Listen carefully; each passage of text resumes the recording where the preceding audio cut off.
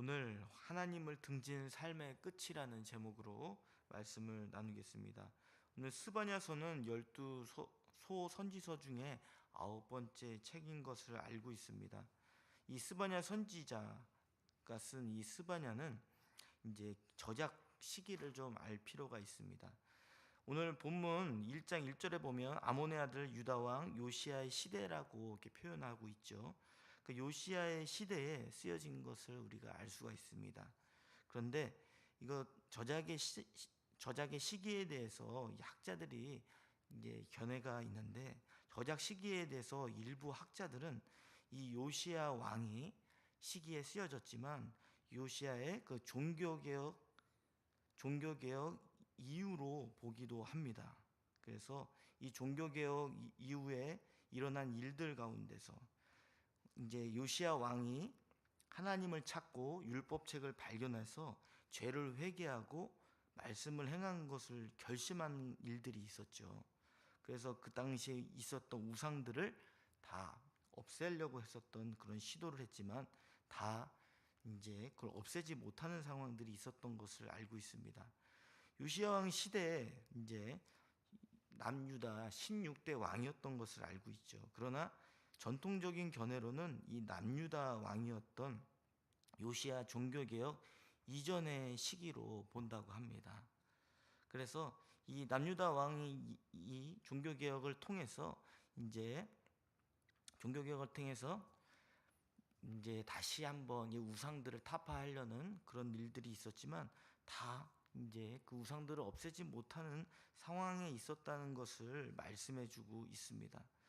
이 시기가 어찌 됐건 간에 중요한 것은 이제 요시야 시대 때에 종교 개혁을 통해서 모든 우상들을 멸절시키려고 했었지만 그렇지 못하는 상황들이 있었다는 것을 알려주고 있죠. 그리고 이 우상들을 결국 다 멸절시키지 못했었던 이유가 무엇이냐면, 그 남유다 왕 요시야가 16대 왕이었다고 한다면 14대 왕이었던 므낫세, 가장 악한 왕이죠. 그는 13대 왕이었던 히스기야 왕의 아들이었습니다. 그래서 그 므낫세 왕이 악을 행한 것이죠. 그는 악한 왕으로서 유다 전역에 바알 우상과 아세라 우상들을 가져와서 또 그 신상들을 세우고 또 1월 성신을 위한 제단들을 쌓을 뿐만 아니라 그 다른 신, 암몬의 신 말감에게 제물을 바치게 되는데 자기 아들을 제물로 바치게 되는 일들까지 있게 되는 것이죠. 이런 우상을 섬기는 이런 배경 속에서 요시야 왕이 종교 개혁을 일으키며 없애려고 했지만 그것을 없애지 못하는 상황에 있었다는 것을 보여주고 있습니다. 그래서 요시야의 종교 개혁 이후에도 계속적으로 종교적으로 사회적으로 타락한 가운데 이제 스바냐 선지자가 이 말씀을 전해주고 있는 것을 알 수 있습니다. 그래서 이 기록 시기는 이제 기원전 622년으로 추정이 됩니다. 이것은 이제 예상해 볼 수가 있죠. 그 북이스라엘이 722년, 기원전 722년에 아수르에 의해서 북이스라엘이 멸망했다고 한다면 이제 기원전 622년 요시야 때 그게 쓰여진 것인데, 이제 남유다가 언제 멸망합니까? 기원전 586년 멸망하는 그 시기이기 때문에 약 한 40년 정도, 남유다가 멸망하기 직전 40년 정도로 추정해 볼 수 있는 상황이었습니다. 이때는 국제적으로 북이스라엘을 멸망시켰던 아수르가 쇠퇴하는 시기였고 신바벨론이 부강하였던 시기였다는 것을 우리가 알 수가 있습니다. 그래서 본문의 내용들을 이제 들어가 보면 유다 왕 요시야 시대의 스바냐는 유다와 예루살렘의 거주민들에게 하나님의 그 신탁을 전하는 메시지를 담고 있습니다. 그래서 스바냐는 이야기한 말씀을 전하는 것이죠. 종교적 혼합주의 우상을 숭배하며 사회적인 타락에 대한 궁극적 결실이 무엇인지를 오늘 말씀을 통해 알려주고 있습니다. 그것은 하나님의 심판이 이루어진다는 것이죠. 그 심판은 어떤 개인의 심판으로 끝나는 것이 아니라 이 세상을 창조하신 하나님의 그 모든 이 세상에 있는 창조물들이 심판을 받게 되고, 그 가운데 남유다의 죄로 인해서 결국 그 죄에 대한 심판을 가져다 줄 거라는 메시지를 담고 있습니다. 그래서 오늘 본문 1절 표제에 스바냐는 이야기하고 있죠. 종교적으로 우상 숭배가 성행했고 사회적으로 강자들의 착취가 만연했던 이런 상황 가운데, 또 신바벨론이 부강하는 이 혼란한 사회 가운데서 스바냐가 말씀을 전합니다. 그래서 스바냐의 뜻은 우리가 잘 알고 있다시피 여호와께서 숨기신다라는 뜻을 가지고 있습니다. 이것은 환난 날에 겸손한 백성은 숨겨 보호하시지만 악인의 지각은 숨기지 않고 반드시 벌하신다는 뜻을 담고 있기도 하죠. 또 이어서 본문 2절에서 6절은 하나님의 우주적 심판 선언에 대한 메시지를 담고 있습니다. 하나님의 창조하신 그 생명체가 다 이제 심판을 받게 되는 내용을 담고 있죠. 그래서 심판의 순서가 어떻게 됩니까? 사람부터 동물, 새, 물고기에 이르기까지 하나님이 창조하신 그 순서와 역행하며 세상에 있는 것들을 다 심판하시겠다는 이야기를 하고 있습니다. 이 세상에 있는 모든 것은 하나님의 소유임을 다시 한번 알려주며, 모든 것을 심판하시면서 하나님은 반대로 모든 것을 새롭게 하실 의도를 갖고 있다는 것을 우리에게 알려주고 있는 것이죠. 그리고 본격적으로 6절 말씀에서 그 심판하시는 이유를 이야기하죠. 그것은 무엇입니까? 사람들의 죄 때문입니다. 악인을 하나님은 용납하시지 않는다는 것을 이야기해주고 있는 것이죠. 그래서 그 다음에 우리 다시 그 4절 말씀의 심판의 대상이 유다와 예루살렘 거주민으로 압축하고 있는 것을 보게 됩니다. 유다와 예루살렘 주민들은 스스로 성전과 다윗 왕조의 그 건재를 보고 절대로 자신들은 무너지지 않을 거라고 생각했을지도 모르겠습니다. 그러나 하나님의 평가는 달랐던 것이죠. 그 내용들은 무엇이냐면 남아있는 바울이 있었다라고 이야기하죠. 이 남아있는 이 바알 신상이 있었다는 것은 전 아까 말씀드린 대로 그 므낫세 왕 때에 바알을, 그 우상들을 가지고 와서 이제 그 신상들을 만들고 또 그것을 숭배하는 그 결과가 있다는 것을 말해주는 것이죠. 그리고 뒤이어서 제사장과 그마림을 이야기합니다. 그마림은 이방신을 섬기는 제사장들입니다. 하나님께서 심판하실 때에 하나님에 의해 그 이름조차 기억에서 사라지게 할 것이라고 말씀하고 있습니다. 그리고 바알 숭배의 잔재가 완전히 사라지게 될 것이라는 말씀들을 하고 있죠. 또한 5절에서는 하나님과 그 말캄을 동시에 섬기는 일들이 있었는데, 그 말감, 결국 암몬 자손이 섬겼던 말감이나 그 몰렉을 뜻하는 그 우상을 하나님께서 다 없애버리겠다라고 말씀해주고 있죠. 하나님의 심판 메시지는 인간의 죄, 특별히 하나님의 백성이라고 하는 유다의 죄로부터 시작된 것임을 알려주고 있습니다. 그 죄는 창조 세계 전체에 영향을 미치게 하는 일들이었죠. 그래서 하나님은 이 세상의 피조 세계까지도 심판하시면서 특별히 그들이 남유다가 섬겼던 우상 숭배, 사회적인 또 불이나 영적 무감각 상태들을 하나님께서 다루신다는 것을 말씀해주고 있습니다. 유다는 하나님의 언약 백성이라는 사실들을 알고 있었습니다. 그러나 그들은 늘 믿음을 갖고 있었죠. 하나님이 자신의 편이 될 것이라고 착각이 있었습니다. 그러나 그들은 하나님을 섬겼지만 하나님만을 섬기지 않았다는 것을 우리에게 알려주고 있습니다. 하나님은 우리에게 끊임없이 말씀하고 계시죠. 유일한 하나님만을 섬기라고 말씀합니다. 그러나 유다 백성들은 하나님을 섬겼습니다. 그러나 또한 세상의 신, 우상들까지 겸해서 같이 섬겼다는 것을 우리가 알 수 있죠. 세상의 욕망의 눈이 멀어서 하나님과 다른 우상을 섬겼다는 것을 우리에게 알려줍니다. 우리는 하나님을 섬기는 것에 좋은 일이라 생각하고 있습니다. 그런데 하나님만을 섬긴다는 것은 우리의 삶의 선택에서 쉬운 일이 아니죠. 우리는 우리 자신의 그 마음을 점검해 보셨으면 좋겠습니다.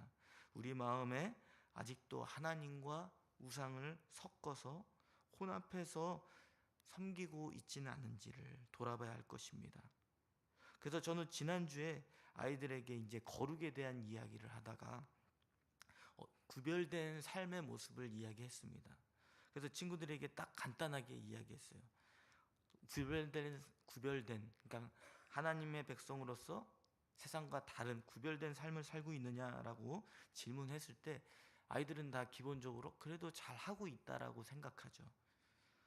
근데 이런 질문을 했습니다. 딱 하나님이 기뻐하시는 일, 내가 기뻐하는 일, 딱 그거를 구분을 해서 한번 이야기해 보자.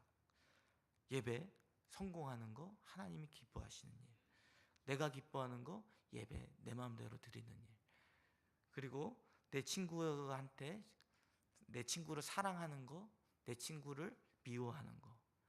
우리 친구들은 어떠냐고 이렇게 물어보니까 아이들이 처음에는 하나님을 잘 섬긴다고 생각했는데 그렇지 않은 모습을 보게 되는 거죠. 이것이 단지 그냥 간단한 공식처럼 보일지 모르지만 우리의 삶 가운데 하나님이 기뻐하시는 것과 내가 기뻐하는 것을 철저히 분리해서 우리가 어떤 일들을 생각하고 판단하고 결정할 때에 우리는 하나님만을 섬긴다고 하는 것이 그렇지 않다는 것을 발견하게 될 것입니다. 왜냐하면 우리의 예배도 온전히 하나님께 성공적으로 드리지 못하는 게 있기 때문이죠. 또 이웃을 사랑하라고 하는데 온전히 이웃을 사랑하지 못하고 내가 사랑하는 사람만 사랑하는 일들이 있기 때문입니다. 또한 기도하라고 하는데 아직은 기도할 때가 아니라고 하는 우리의 마음이 앞서고 있는 우리의 모습을 보기 때문이죠. 이처럼 우리는 하나님을 섬깁니다. 그러나 하나님만을 섬긴다는 그 질문 앞에 우리는 그렇지 않다고 답하게 될 것입니다. 왜냐하면 우리 안에 우상을 만들고 있기 때문이죠. 내가 원하는 뜻, 내 목표를 위해서 그것을 관철시키기 위해 하나님도 섬기지만 또 나를 섬기기 위해서 나의 목적을 위해서 하나님을 섬기는 나의 모습이 있기 때문입니다. 이것의 근본적인 문제는 무엇입니까? 그것은 하나님과 또 하나님을 온전히 섬기지 못하는 이유는 결국은 우리의 모든 판단과 결정권을 나에게 두기 때문이죠.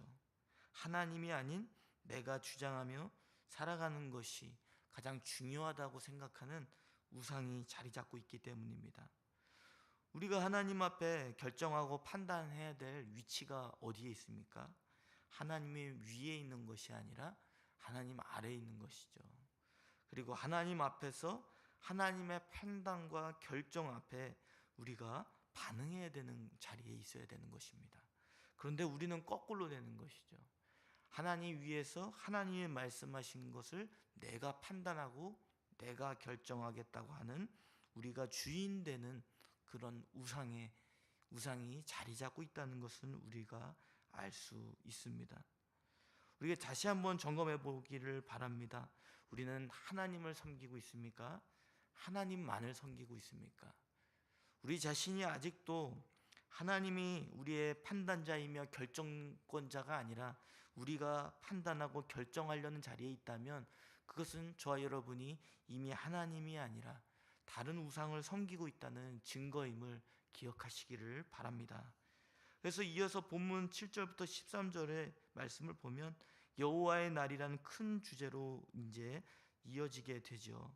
그러면서 말씀합니다. 스바냐를 통해서 잠잠하라는 명령이 주어지게 되죠. 그 동안에 요란한 소리를 멈추고 하나님이 행하심을 기다리라는 것입니다.